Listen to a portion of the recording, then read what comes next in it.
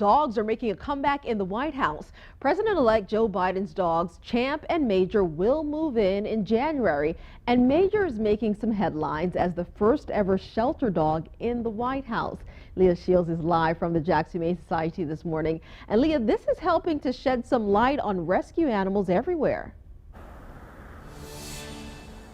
Yes, rescue animals and rescue shelters like here at the Jacksonville Humane Society. It's great news for them. And here is a temporary home for about 9,000 cats and dogs every year.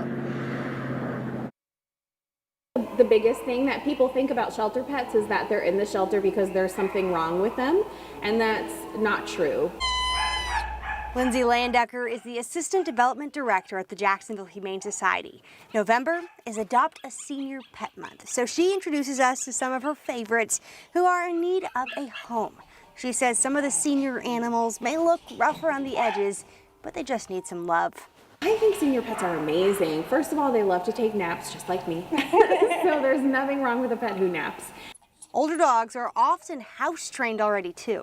Well, the great thing about adopting a shelter pet is that, and particularly an adult pet, we know about them. We can assess their personality. Let's assess this pup. Cognac caught my heart with his golden eyes. Now, every animal has their own unique stories about why they're here. Cognac came from another shelter, but you can see that he just loves to be cuddled. Basically, will just knock you over to sit in your lap. Every animal is examined when they arrive at the shelter, and the Jacksonville Humane Society will walk you through the adoption process and any behavioral needs once your fluffy friend comes home. And I have some great news. Cognac was adopted over the weekend. The shelter is doing a free adoption event for Veterans Day throughout Sunday, and overall 124 animals have been adopted. This is just in the past week, so that's great news. And remember, they are open to the public. You just have to wear your mask and social distance, which is super easy because this place is huge. Live in Jacksonville, Leah Shields, First Coast News on your side.